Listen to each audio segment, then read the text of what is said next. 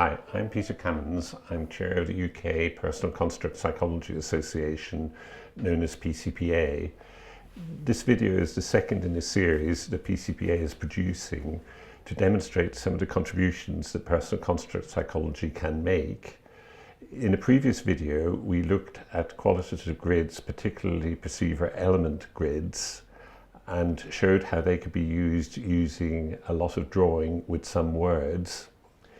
In this video, we're going to show you how to do your own PEG, and I'm very pleased to have Professor Harry Proctor, who developed qualitative grids, and in particular perceiver element grids, with me. Harry is going to take you through the whole process of doing your own PEG. Okay, thanks very much, Peter, again for inviting me to do these videos.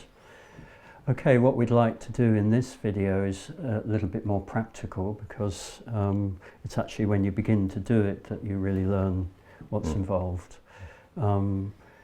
Just to remind you that the perceiver element grid is designed to look at the perception in a situation, in a group, in a family, in a team, whatever you're working with, to look at how people see themselves and how they see all the others in the situation. So you choose a number of people, and you're going to look at this core data. If you can find out how people see themselves and how they're construing each other, I think that that's the most rich data that you can have if you're going to have a restricted type of information about a situation. If you find that, you will find that you get a great deal of understanding from it.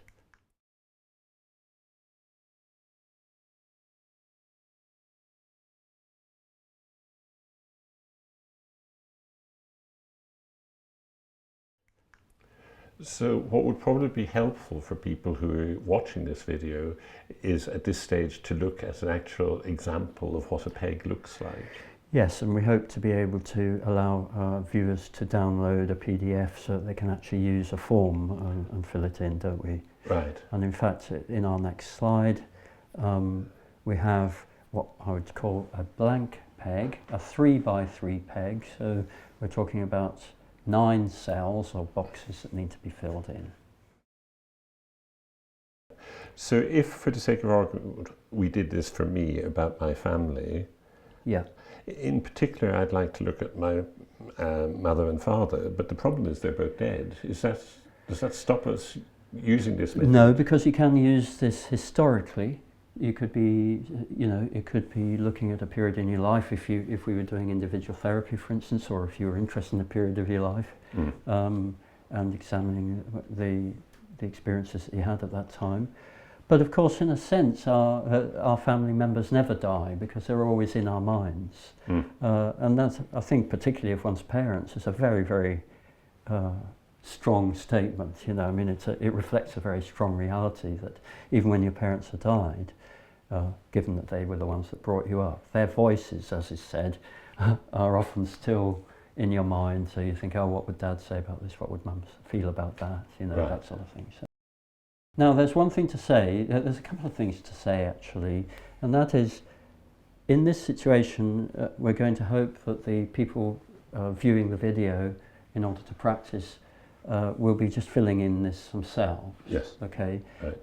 But you can also use this, say, in a family interview, in which people are directly entering, if the third person was your father, then, let's say it was your sons who are still alive. Right. So it would be you, son A and son B. Okay, and so I could come to your house and say, I want you to fill this in. You'd fill in the first row. Right. A would fill in the second row, and B would fill in the third. Right. But in this situation, I'm asking you to guess what A and B, your sons, would say about how they see you, A and B. Right. Okay? Yep.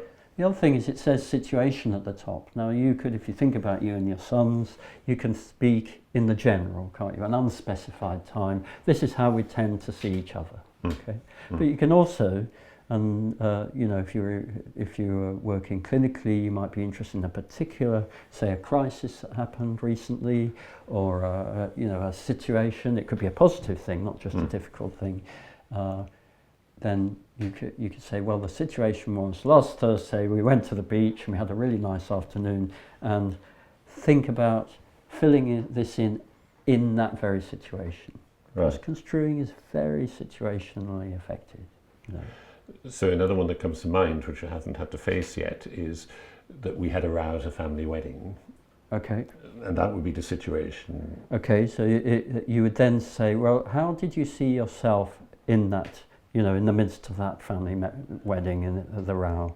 How it, you know, so you might say something like in this first top left-hand box, you might say, well, actually, I was feeling quite, you know, quite irritated, but I was controlling myself. I didn't say much. Or you might, Right. whatever you want to do. So in the first box, I might say I was feeling irritated, but I controlled myself, and I felt really responsible for the way that they were behaving. Okay, lovely example. So you'd write those words in there.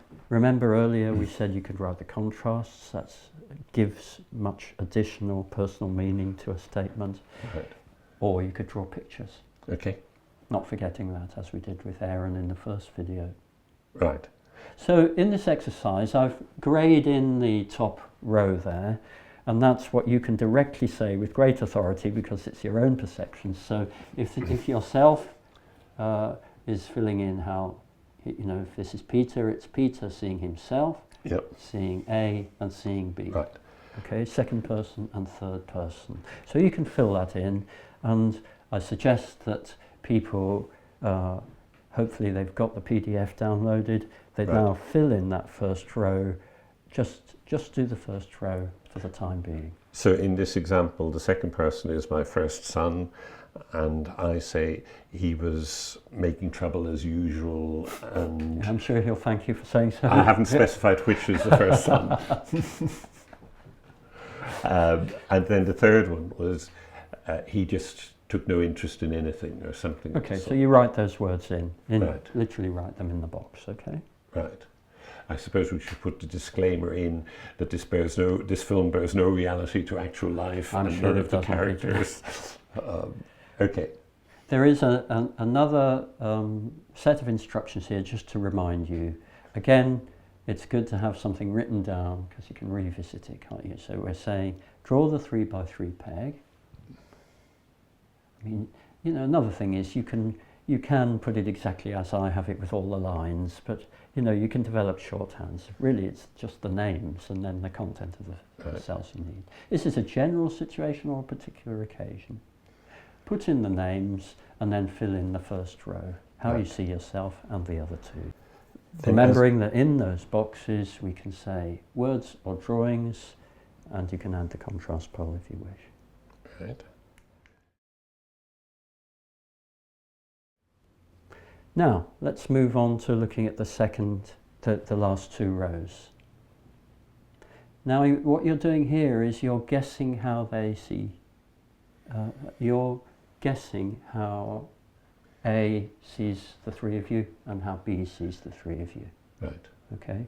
And this, I think we mentioned in the first video a little bit about what Kelly meant by sociality. He has a thing called the sociality corollary, which invites you to stand in the shoes of that person, think, what would they say? How would they feel? What would they do? All these things.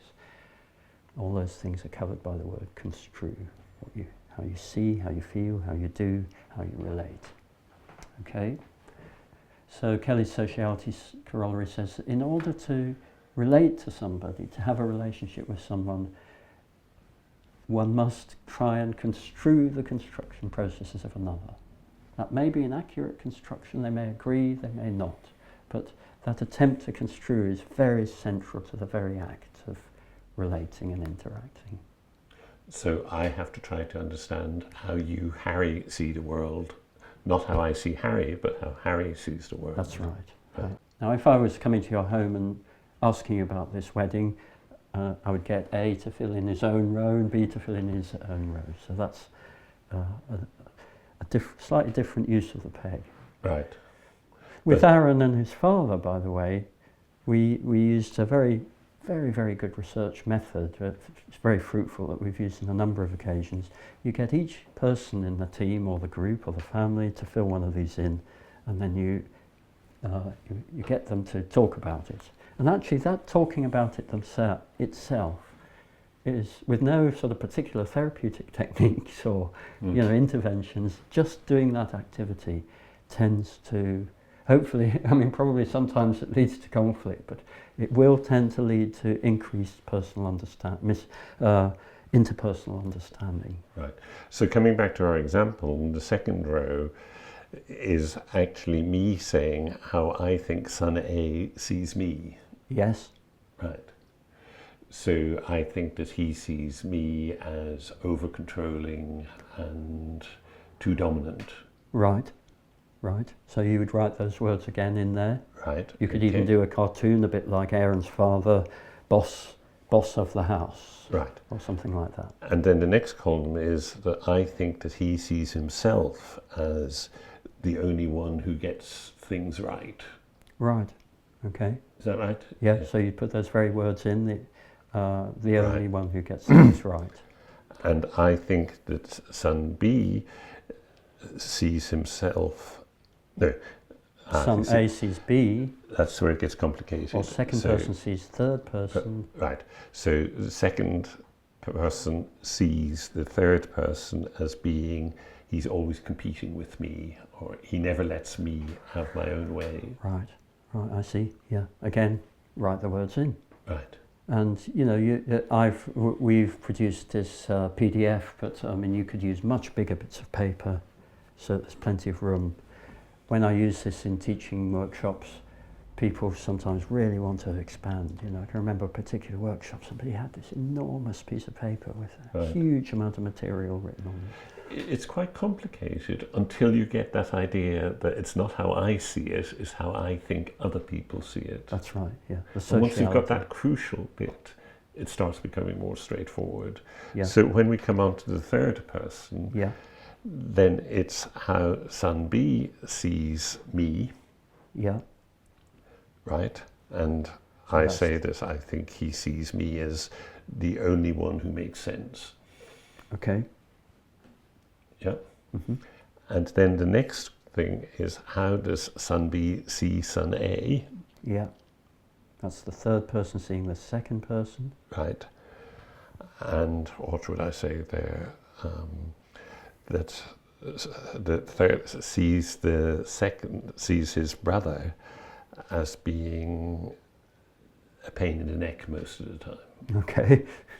Yeah.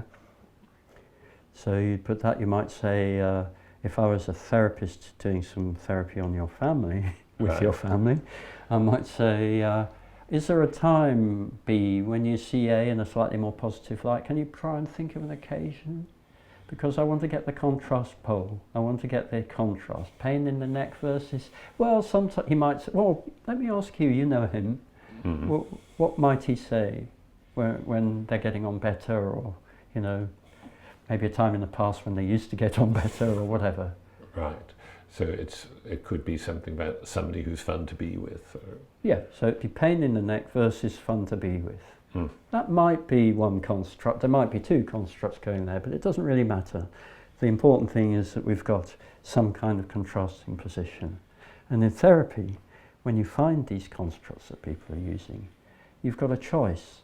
You either go to the problematic pole. I mean, pain in the neck might be something that it would be a good idea to help the people modify, get a better situation. So you can concentrate on the problem end of the construct, if you like, and that obviously is going further into the detail and the understanding and the history and whatever you want. Or you can choose to go to the positive pole, which you might call a goal, a problem versus a goal. So you might check with B and say, look, if we could somehow find a way, I like to ask these questions of a hypothetical nature, if we could find a way, because you don't want to be promising that you can make these changes. Sometimes they can be made easily, sometimes they can't be made at all, apparently. But you might say, well, if somehow you could see your brother in that more positive light, for more of the time, would you be interested in things being like that? Right. And if it's a genuine positive of the person, well, of course, yes, that would be good. I don't think I can, but, whatever it is. and then you found something positive, and they say, well, let's explore a little bit that time when you were getting on better. How did you manage to get on better? And that's where the grid becomes a focus of a conversation rather than a thing in itself. Very much so, yes. And then the last quote obviously is the third person talking about himself. Yeah. Right. So then we have... So the self-concepts, as you might want to call them, the self-construals, are the diagonal cells in the Right, in the that's grid. quite neat. Yeah. Right. So there's me on me, second person on second person, and third person on third. Yeah, that's all the self-construals. Yeah. And what we've got then is a peg that actually demonstrates the relationship between how I see. Demonstrates a nice word, reflects, maps. You know, it's there to be examined and looked at and discussed. Right. Yeah, and perhaps compared with a future occasion when you apply it again. Right. Harry, that's been really helpful going through that and seeing how each cell is filled out or each section. Do you call them cells? Each cells box, or boxes, yeah. And particularly that twist of understanding that it's how I see the other person viewing the world. But I would imagine even having done it once, people will still have questions about what does this look like if somebody else has done it? You mean if the peg is filled in by the actual people rather than one person guessing another? And I think that you have one that you're going to show us in the next video that demonstrates just that. Yeah, that's right. So video number 3, I think it is. Right, yeah. okay.